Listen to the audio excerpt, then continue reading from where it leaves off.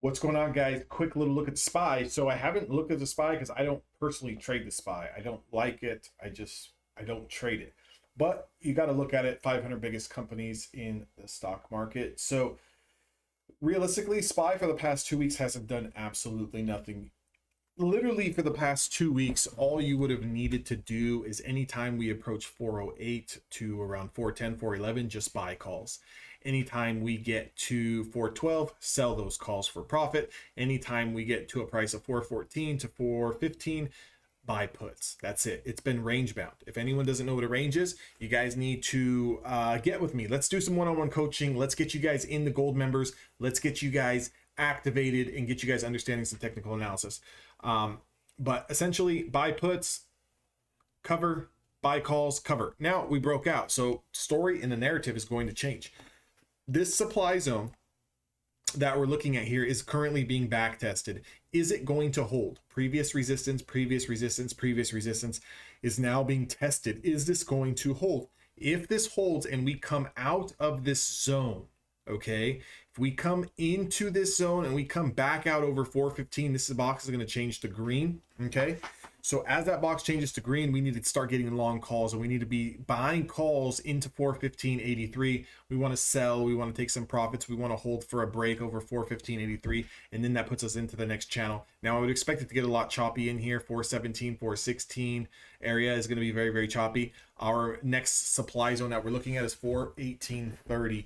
Now if we're going to short, let's say for example, that's it, this was the end of the road here, we need to lose 414, okay? We need to lose 414, and then we need to have another candle confirm that, and we got maybe room down to 413, 412. But again, what has been going on for 2 weeks? Nothing but chop. So just look at it like this. When we're in the middle of the range between 412 and 413, stay away from starting any new positions, okay? If we lose this 414, you got maybe $1 room there. You're going to want to cover because you can bounce. If we get below 412, you got room back down to 410. That's exactly how we're going to play this. I would like to see the hold here. Let's consolidate in the after hours and pre-market session. Let's explode through 415.83. That's going to be another indicator to get long. Over 415.83, look for 50 cents, look for 75 cents, look for $1. Do not try to squeeze $3, $4, $5 out of the SPY, out of the triple Qs. Get $1, get 75 cents, get profitable. We don't need to take a lot of money. If you want to make more money, buy 10 contracts. You want to make more money than that, buy 20. But we're not looking to make $2 on the SPY. We're just not going to do it. Could it go $2? Absolutely. The probability of you making $2 on one particular trade on the SPY is slim to none, okay? Slim to none. The stock moved $5 today. You may be thinking, well, I could have bought today and made $5.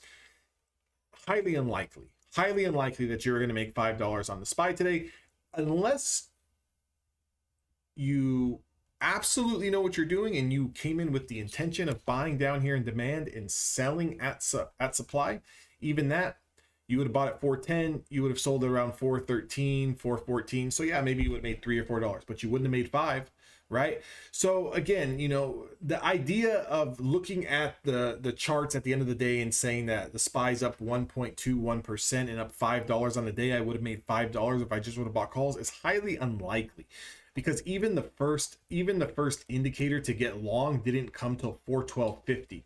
That was over the first 30 minutes, over that first hour candle. Look at the first hour candle, takes out all the pre-market action. Getting in at around 412.50s only took you to 414. So this is only a $1.50 move. All of this is only a $1.50 move. This is a $1.50 move.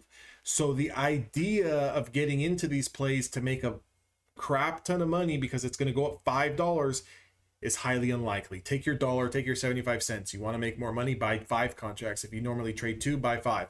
If 5 contracts is not making you enough money, buy 10, right? But if you can't stomach the ups and downs, then you got to play 1, 2 contracts until you build up your account so it doesn't impact your emotions that much, okay? So let's reflect. Over 415.80s, we need to buy calls. We're selling into 17, into 18, into 16. Wherever you feel comfortable selling, just sell. Look at the next zone that we have between 416 and 418. That's where you need to be selling into 418. If we lose 414, experienced scalpers only, you have room into 413, 412. Okay, experienced scalpers only. We lose this demand zone or this previous supply zone that's trying to act as new demand. If we do lose this between 414, you got room down to around 413, 50s, 413. Sell, take your profits. If you're looking to get reshort again, we want to reshort below 412.20s back into the 411, 410s. Hope this video helps you guys.